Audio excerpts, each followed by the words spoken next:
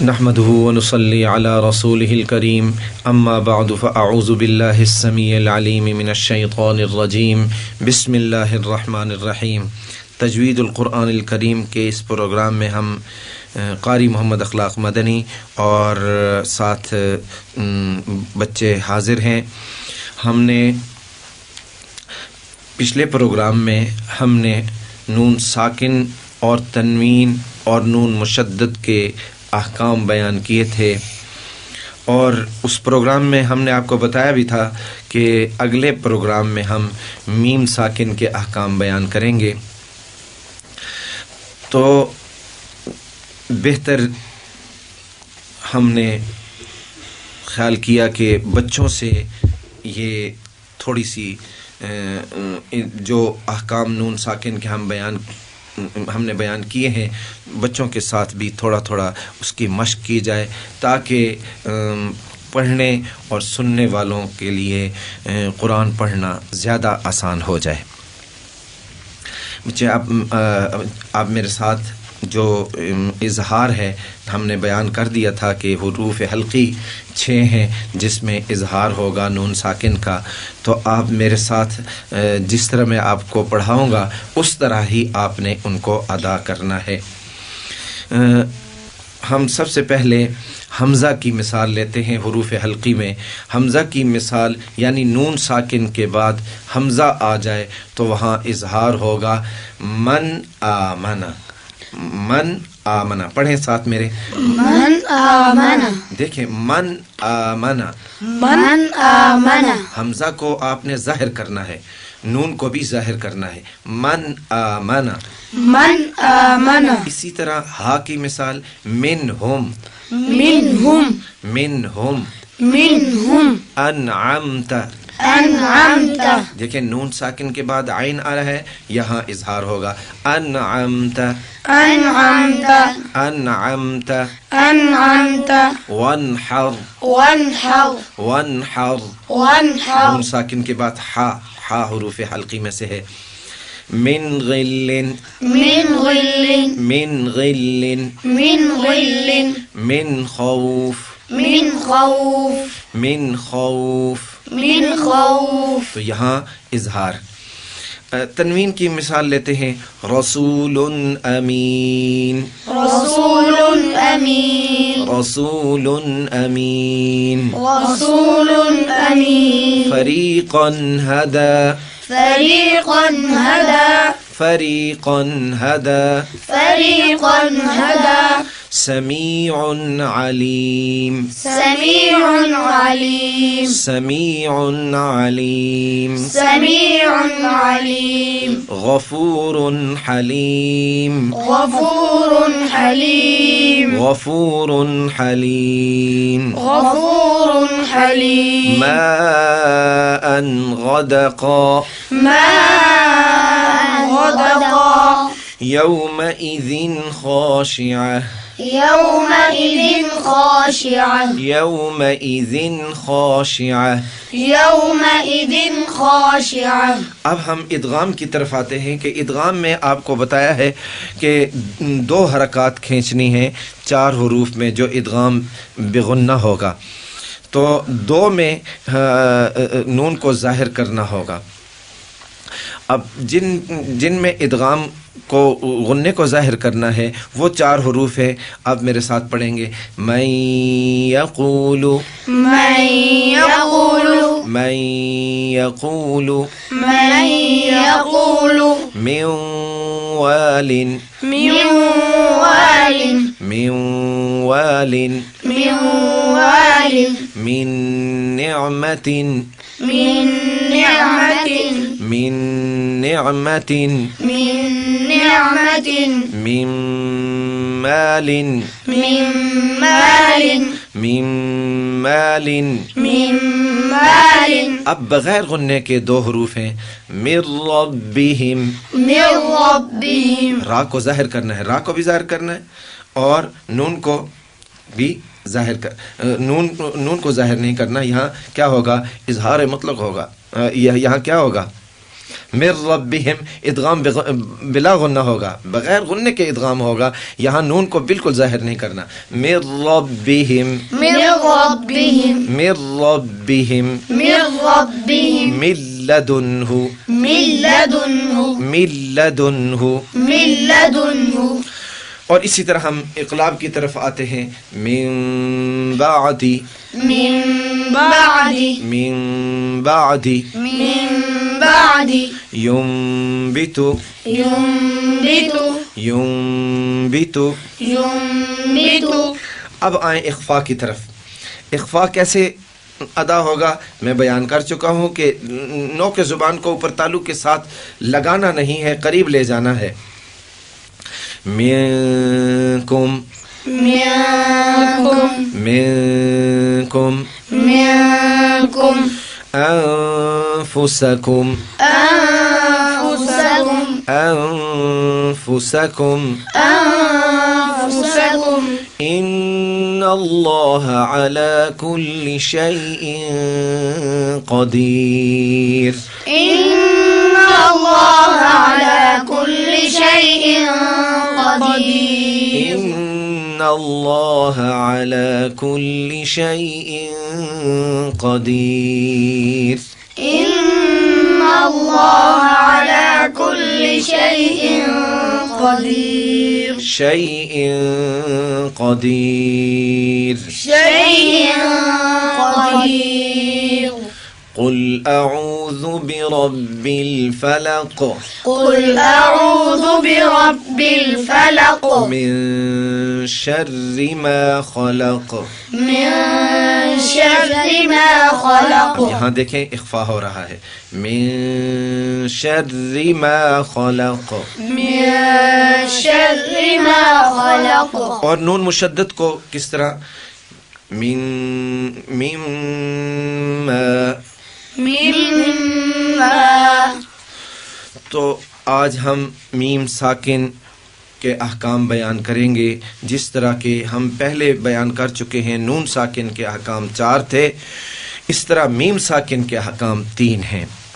میم ساکن کے احکام میں پہلا حکم ہے ادغام، دوسرا حکم ہے اظہار، اور تیسرا حکم ہے اخفا.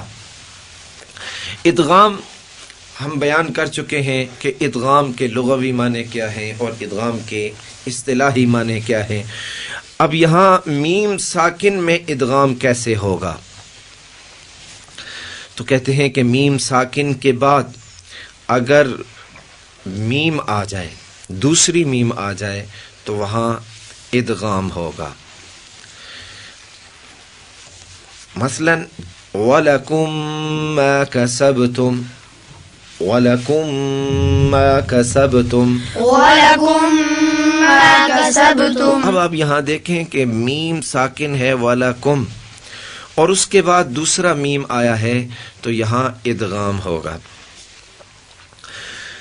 تو ایک بات جو ضروری ہے کہ اس ادغام میں، نون ساکن کے ادغام میں اور میم ساکن کے ادغام میں ہم فرق کیسے کریں گے؟ فرق کیسے کریں گے؟ تو اس کا فرق یہ ہے کہ جب میم ساکن کے احکام بیان کریں گے، مثلا ادغام ہے یہاں، تو ہم جہاں ادغام صرف نہیں کہیں گے بلکہ ہم کہیں گے ادغام شفوی. میم ساکن کے احکام کو ادغام شفوی، اسی طرح اخفاء شفوی، اسی طرح اظہار شفوی. یعنی شفا آپ کو بتایا تھا مخارج میں کہ ہونٹوں کو کہتے ہیں. تو جب میم ساکن کے احکام اور ان کو ہم ادا کرتے ہیں تو ان کا تعلق شفا سے ہوتا ہے، دونوں ہونٹوں سے ہوتا ہے. تو اس لیے جب میم ساکن کے احکام ہم بیان کریں گے تو اس میں یہ بات ظاہر کرنی ہے کہ یہاں ادغام جو ہو رہا ہے ادغام شفوی ہو رہا ہے. اور وہاں ہم ادغام کا بیان کر چکے ہیں کہ ادغام بغنہ ہوگا، ادغام بغیر غنہ ہوگا، وہ نون ساکن میں ہی ہوگا. اسی طرح اظہار آپ اس میں یہ بھی کہہ سکتے ہیں کہ اظہار حقیقی ہو رہا ہے، اور آپ یہ بھی کہہ سکتے ہیں کہ اظہار حلقی ہو رہا ہے.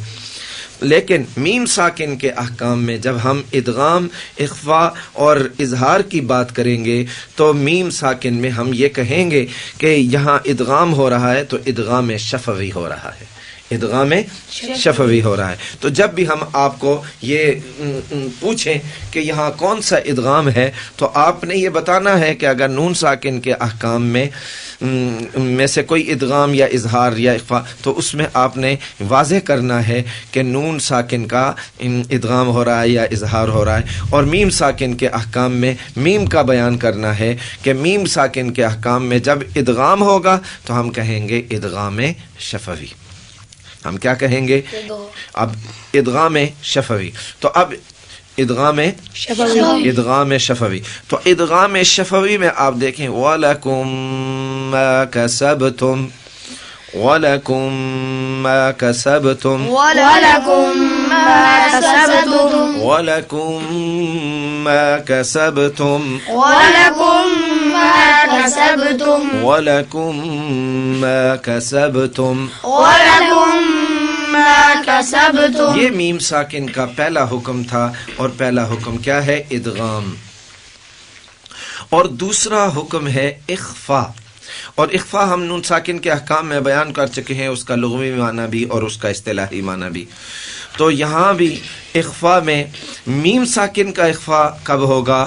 جب میم ساکن کے بعد حرف با آئے گا، جب میم ساکن کے بعد حرف با آئے گا۔ نون ساکن کے احکام میں ہم بیان کر چکے ہیں کہ نون ساکن یا تنوین کے بعد حرف با آئے گا تو کیا ہوگا؟ کیا بتایا تھا؟ اچھا بولیں، اقلاب۔ اقلاب کیا ہوگا؟ اقلاب۔ لیکن میم ساکن کے احکام میں حرف با آئے گا تو کیا ہوگا؟ اخفا۔ اخفا، اور اس اخفا کو کیا کہیں گے؟ اخفاء شفوی۔ اس اخفا کو کیا کہیں گے؟ اخفاء شفوی۔ اخفاء شفوی۔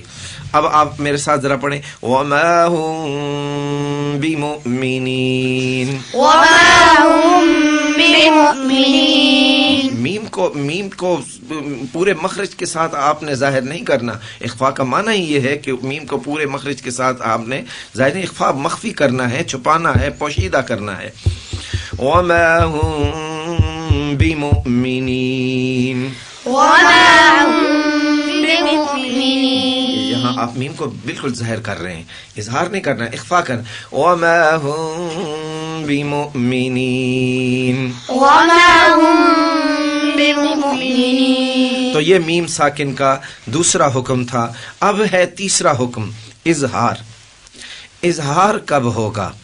اور اظہار کے لغوی معنی بھی اور اصطلاحی معنی ہم بیان کر چکے ہیں نون ساکن کے احکام میں۔ تو یہاں میم ساکن کا اظہار کب ہوگا؟ جب میم ساکن کے بعد حرف میم اور با کے علاوہ کوئی حرف بھی آئے گا، حروف تہجی میں سے کوئی حرف بھی آئے گا، میم اور حرف با کے علاوہ کوئی حرف بھی آئے گا تو وہاں اظہار ہوگا، اور اس اظہار کو ہم کیا کہیں گے؟ اظہار شفوی۔ اس اظہار کو ہم کیا کہیں گے؟ اظہار شفوی۔ اظہار شفوی۔ تو اظہار شفوی کیسے ہوگا؟ وَلَهُمْ عَذَابٌ أَلِيمٌ، وَلَهُمْ عَذَابٌ عَلِيمٌ، وَلَهُمْ عَذَابٌ، وَلَهُمْ عَذَابٌ، قُلْ هُوَ اللَّهُ أَحَدٌ، قُلْ هُوَ اللَّهُ أَحَدٌ، اللَّهُ الصَّمَدُ، اللَّهُ الصَّمَدُ، لَمْ يَلِدْ، لم یلد۔ اب لم یلد میں آپ دیکھیں کہ میم ساکن آیا ہے، لم یلد، تو میم ساکن کے بعد حرف یا آیا ہے، اور یہاں کیا ہوگا؟ میم ساکن کے بعد یا آ جائے تو اظہار شفوی۔ اظہار شفوی کیا ہوگا؟ اظہار شفوی۔ اظہار شفوی ہوگا۔ لم یلد، لم یلد، میم کو ظاہر کرنا ہے، لم یلد، لم یلد، ولم یولد، ولم یولد، ولم یکن له کفوا احد، ولم یکن له کفوا احد۔ اور جس طرح ہم بیان کر چکے ہیں کہ یہ احکام تھے 3 میم ساکن کے، ادغام اور اخفا اور اظہار.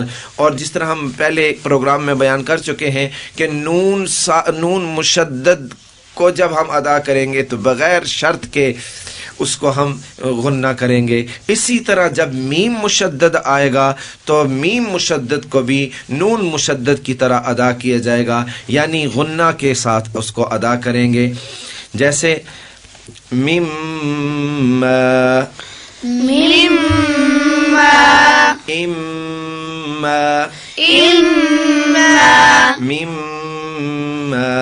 مما میم مشدد کو ادا کرتے وقت بھی غنہ کیا جائے گا، اور غنے کی مقدار کتنی ہے؟ 1 الف کے برابر، یعنی 2 حرکات. تو آج ہمارے نون ساکن کے احکام اور میم ساکن کے احکام، نون مشدد اور میم مشدد کو ہم بیان کر چکے. انشاءاللہ اگلے پروگرام میں ہم مدود کے بارے میں، مدات کے بارے میں بیان کریں گے. اللہ تعالیٰ سے دعا ہے کہ اللہ تعالیٰ ہمیں صحیح قرآن پڑھنے کی توفیق عطا فرمائے. وآخر دعوانا ان الحمد للہ رب العالمین.